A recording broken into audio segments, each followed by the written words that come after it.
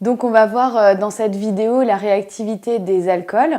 Et avant de commencer, on va voir qu'on peut classer les alcools en 3 catégories. Les alcools primaires, les alcools secondaires et les alcools tertiaires. Et ensuite, on va rappeler 3 groupements fonctionnels, donc aldéhyde, acide carboxylique et cétone. Donc je vous rappelle que les alcools ont dans leur nomenclature la terminaison -ol et ils ont comme groupement caractéristique le groupement OH. Donc ce qu'on va appeler les alcools primaires, c'est des alcools pour lesquels le carbone qui porte la fonction OH va être lié à 2 atomes d'hydrogène. Les alcools secondaires, ce sont des alcools pour lesquels le carbone qui porte la fonction OH va être lié à 1 atome d'hydrogène et 2 chaînes carbonées. Et les alcools tertiaires seront les alcools pour lesquels le carbone qui porte la fonction OH est relié à aucun atome d'hydrogène, donc à 3 radicaux ou chaînes carbonées. Je rappelle aussi que la fonction aldéhyde, c'est la fonction où on a un carbone qui est relié par double liaison à un oxygène et à un hydrogène, donc il sera en bout de chaîne, et que les aldéhydes ont comme terminaison dans leur nom al. Les acides carboxyliques, c'est donc le groupement fonctionnel carbone double liaison O et puis ensuite une liaison simple OH, et que dans leur nom va commencer par acide et va finir par oïque.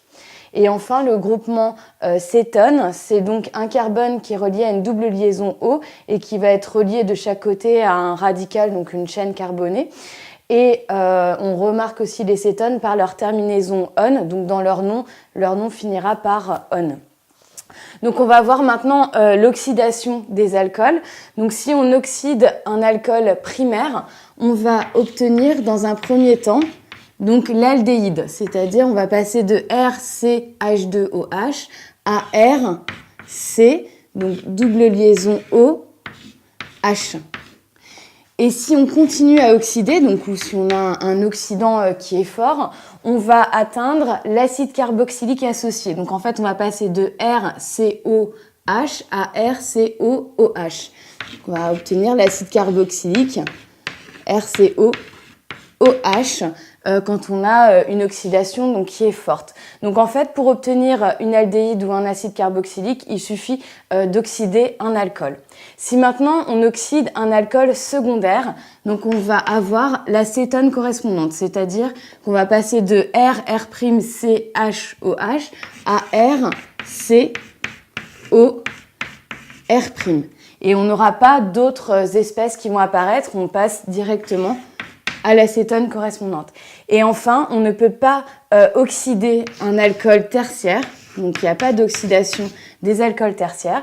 Donc l'oxydation, on voit que c'est un moyen de reconnaître si un alcool, si on a un alcool et on ne sait pas, on sait rien sur cet alcool, on peut savoir de manière simple s'il s'agit d'un alcool primaire, d'un alcool secondaire ou d'un alcool tertiaire. Je rappelle aussi qu'on a des tests pour savoir si on a créé une fonction aldéhyde, une fonction acide carboxylique ou une fonction cétone. Pour l'aldéhyde, on a le test à la 2,4-DNPH, le test à la liqueur de Fehling et le test au miroir d'argent. Pour l'acide carboxylique, ça va être le test au pH qui va être souvent utilisé. Et pour l'acétone, ce sera le test à la 2,4-DNPH. Donc ce que vous devez savoir dans cette partie, c'est savoir écrire les réactions d'oxydation des alcools selon la classe auquel ils appartiennent, donc primaire, secondaire ou tertiaire.